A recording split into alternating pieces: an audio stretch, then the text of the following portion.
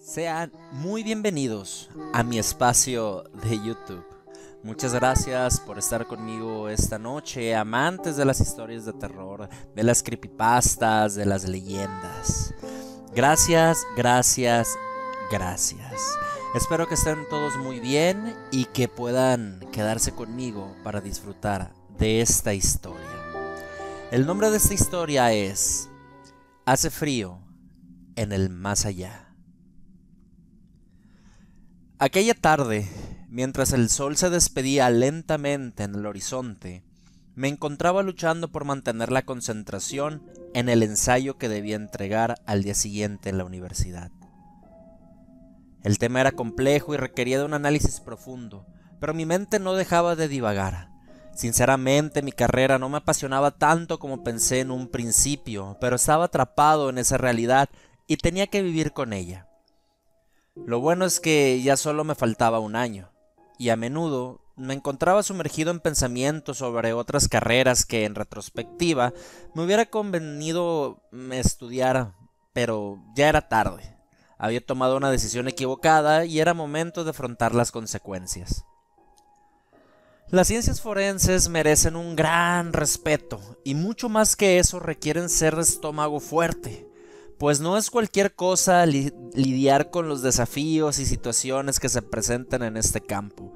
La muerte, como tema central en muchas investigaciones forenses, siempre me ha parecido un asunto fascinante, enigmático e inexplorado. Porque no sabemos realmente lo que pasa después de que dejamos este plano terrenal. Aunque diversas culturas y religiones ofrecen sus propias interpretaciones, nadie ha regresado del más allá para darnos la respuesta definitiva.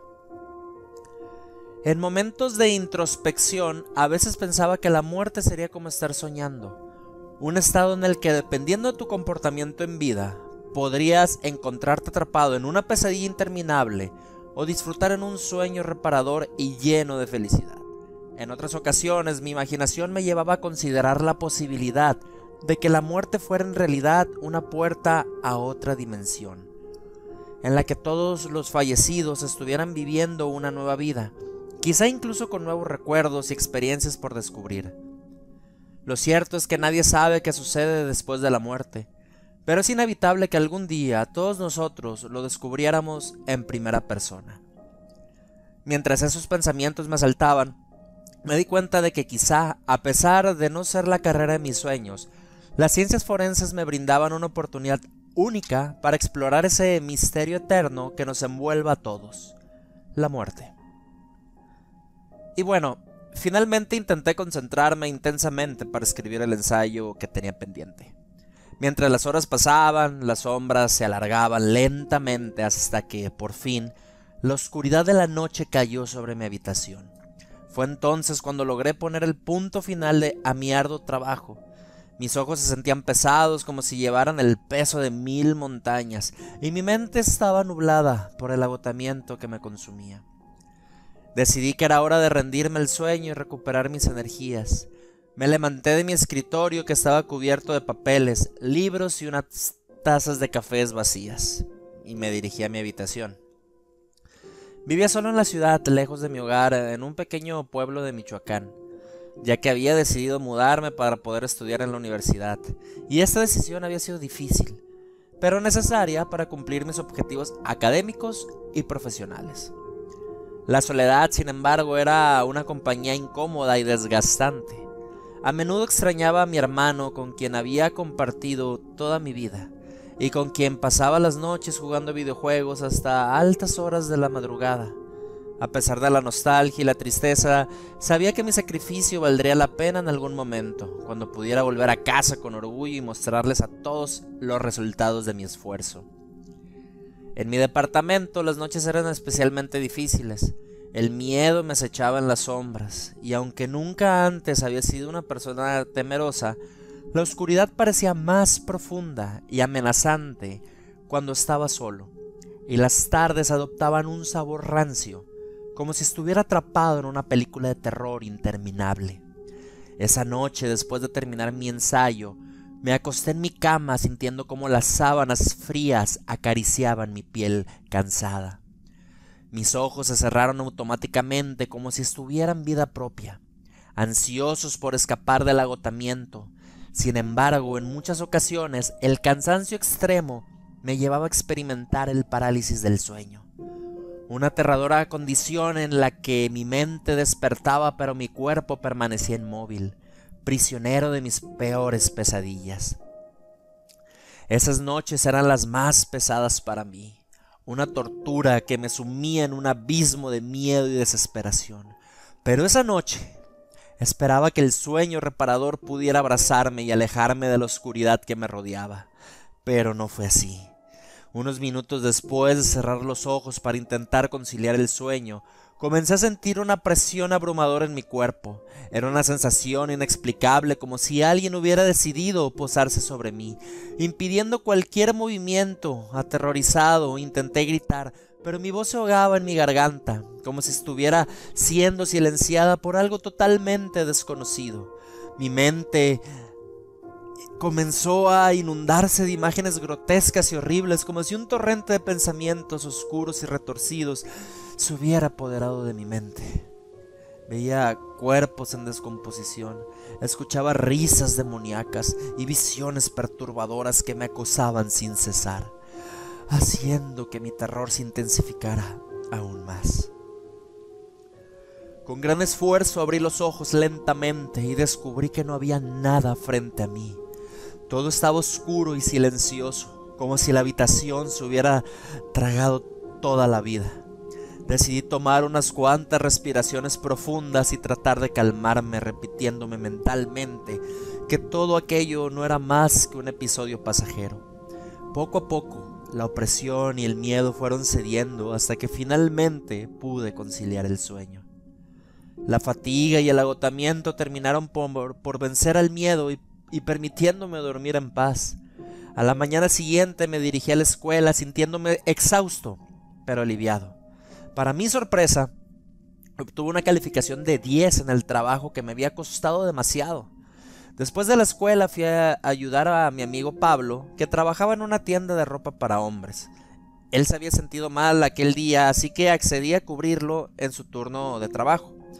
No era mucho tiempo, solo unas horas, y además los dueños me ofrecieron comida en la tienda y luego me dieron las llaves y se fueron. Atendí a varios clientes sin problemas, pero cuando llegó la hora de cerrar me dispuse a limpiar el suelo mientras escuchaba un programa de radio en el que un brujo aconsejaba a personas con mala suerte. Fue entonces cuando noté la presencia de una mariposa negra de un tamaño gigantesco posada en el techo.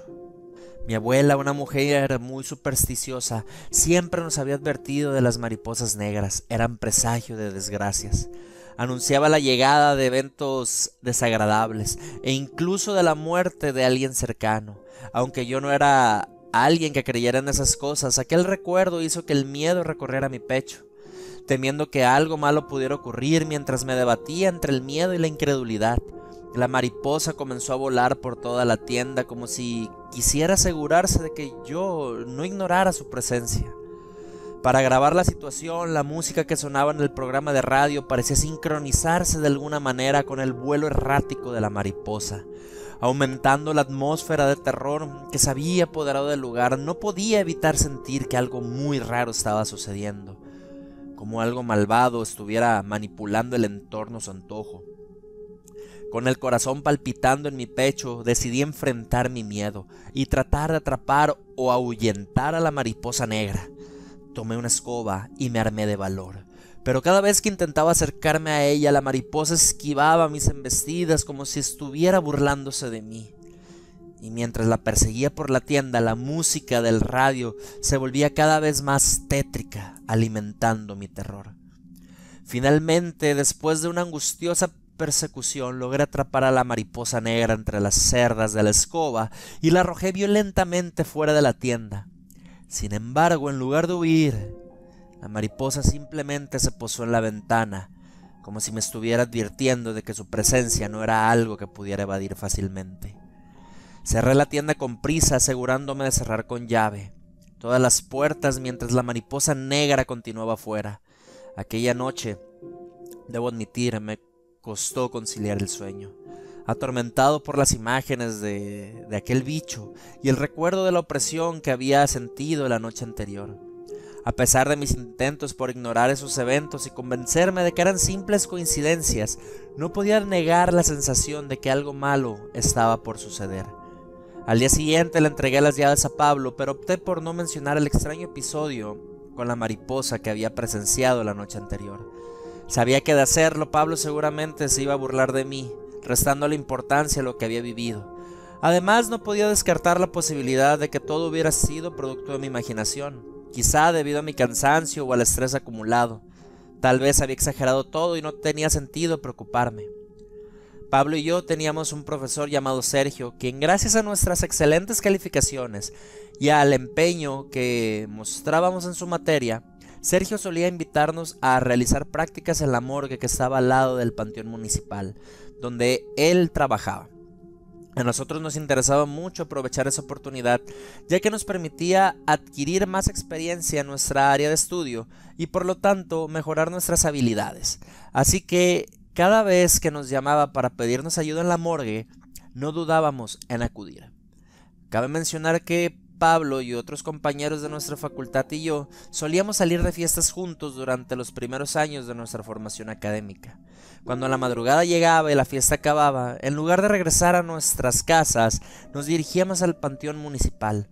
Por algún motivo, ese lugar no contaba con vigilancia ni estaba cerrado al público, lo que nos permitía acceder libremente. Nos encantaba la idea de ponernos a prueba y asustarnos, recorriendo los lúgubres pasillos del panteón, compartiendo historias de terror y desafiándonos a enfrentar nuestros miedos. Sin embargo, con el tiempo la carga académica fue incrementándose y la escuela comenzó a exigirnos cada vez más. Los exámenes, las investigaciones, los proyectos y demás actividades relacionadas con nuestra formación empezaron a ocupar gran parte de nuestro tiempo libre. Ante esta situación, nos vimos en la necesidad de abandonar nuestras visitas nocturnas al panteón y concentrarnos en nuestras responsabilidades. En este modo, nuestras escapadas se convirtieron en algo que recordábamos cuando íbamos a ayudar al maestro a la morgue.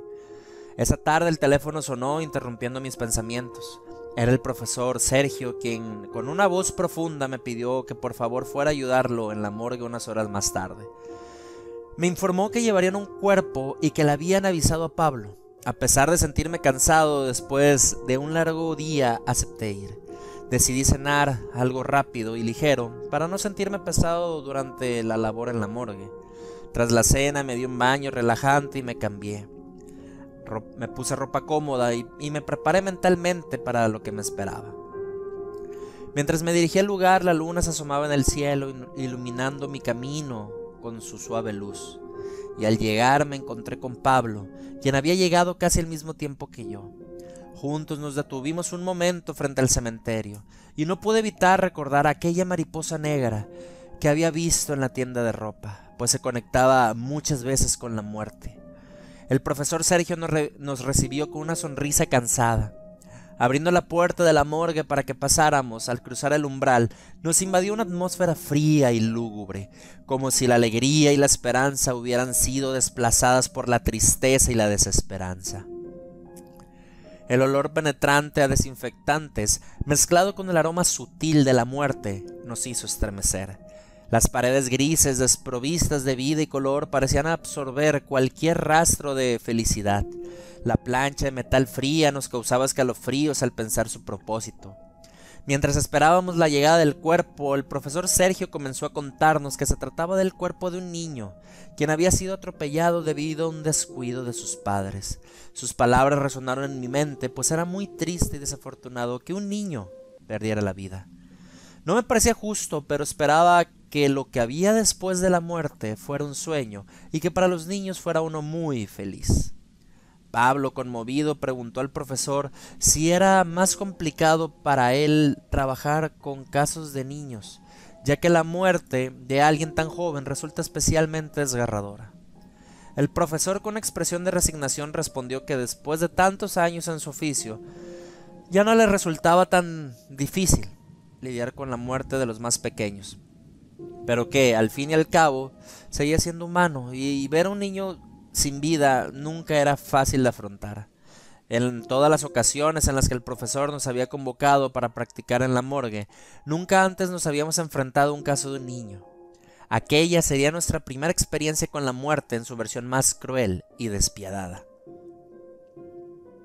El profesor Sergio reconoció por su meticulosa preparación y siempre disponer de todo el material necesario. Sorprendentemente llevaba consigo únicamente 2 pares de guantes en esta ocasión. Para optimizar el uso de los guantes, me asignó la tarea de realizar la apertura del cadáver para la autopsia, mientras que mi compañero Pablo se encargaría de coser al finalizar el procedimiento.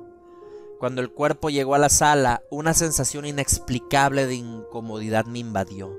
De alguna manera pude sentir un súbito y punzante dolor en el pecho. Con el corazón latiendo con fuerza me dispuse a efectuar la incisión en el cuerpo. Siguiendo las instrucciones del profesor Sergio, mientras realizaba la autopsia, noté que mis manos estaban frías y temblorosas, y mi respiración se volvía cada vez más irregular. El aire en la sala parecía haberse vuelto más denso y pesado.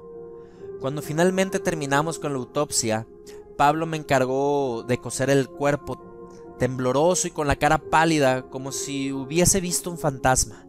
Por mi parte me deshice de los guantes que había utilizado, sintiendo un alivio temporal al saber que ya no los necesitaría. El profesor Sergio y yo observamos atentamente cómo Pablo cosía el cuerpo con suma concentración.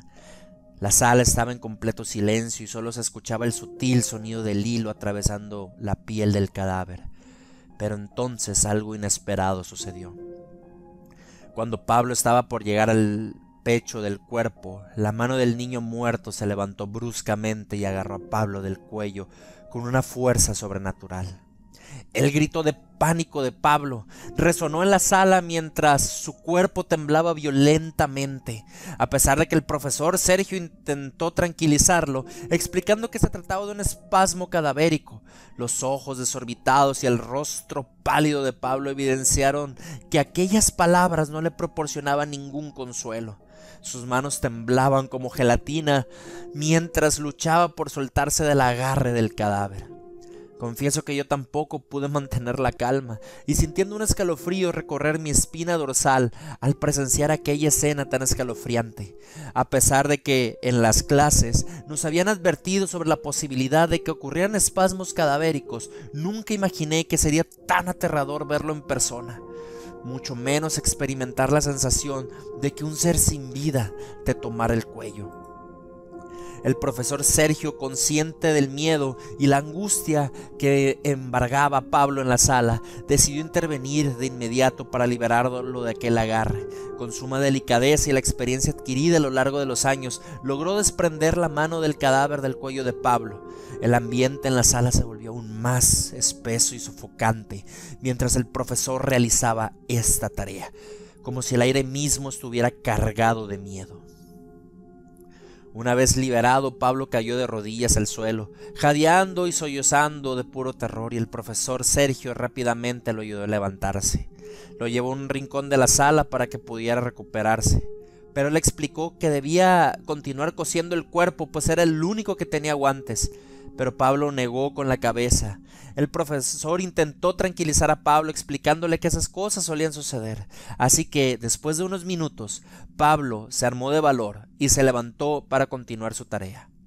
A pesar de que le costó mucho concentrarse, debido a sus manos temblorosas y la tensión que sentía en su cuerpo, estaba a punto de terminar cuando algo aún más escalofriante ocurrió. Una mariposa enorme y negra, idéntica a la que había visto en la tienda de ropa, comenzó a volar alrededor del cadáver, agravando el miedo de Pablo. A pesar de ello, reunió toda su valentía y siguió cosiendo hasta terminar. Al ver esa aterradora mariposa, el corazón se aceleró y un escalofrío recorrió mi cuerpo, pues por alguna razón presentía que era la misma mariposa que había visto antes. El profesor, dándose cuenta de nuestra inquietud, intentó espantar a la mariposa. Finalmente la hizo alejarse, pero el bicho se posó en el techo como si estuviera vigilándonos desde las sombras. No podía evitar pensar que su presencia era una advertencia, una señal de que lo sucedido con el cuerpo no era un simple espasmo cadavérico, sino algo mucho más siniestro.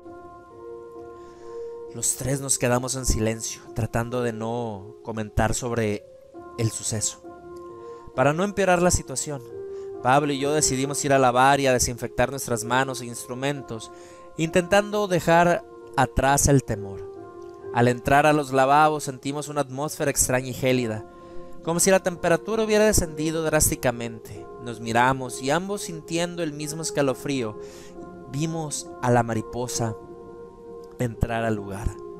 Levantamos nuestras manos, pero mientras miramos al frente escuchamos un sonido espeluznante, como si alguien estuviera rasguñando la pared de atrás. Nos quedamos paralizados, sin atrevernos a voltear hacia la fuente de ese ruido.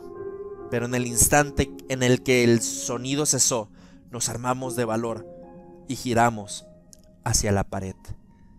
Lo que vimos nos dejó sin aliento. Escrito en la pared había una frase que decía: ayúdenme, hace mucho frío aquí.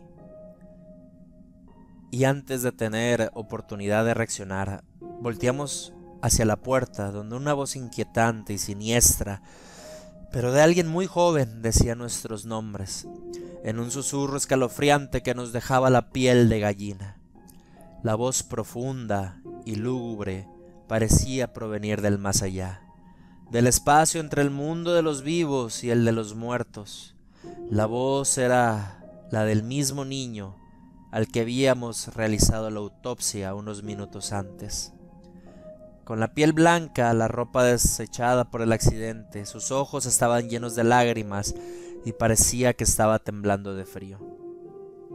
Mi corazón comenzó a latir a 1000 por segundo. El sudor frío bajaba por mi frente y sentía que estaba a punto de desmayarme.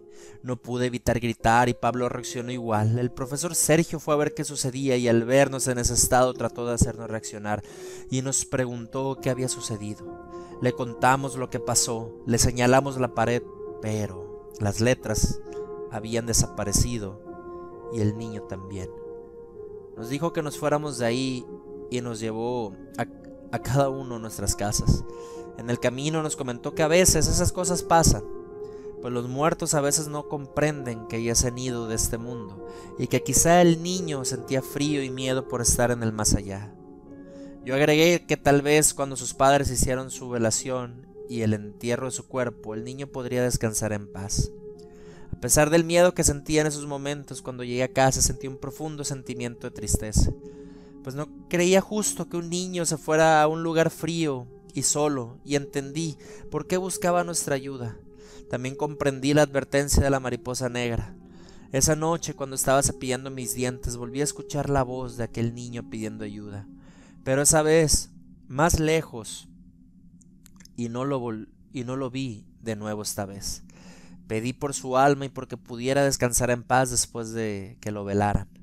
Después de esa experiencia comencé a pensar más acerca de la muerte y todo lo que había después, en lo triste de que los niños se fueran, y comencé a tenerle más cariño a mi carrera y a respetar a los cuerpos que llegaban en las prácticas y después en mis años laborales.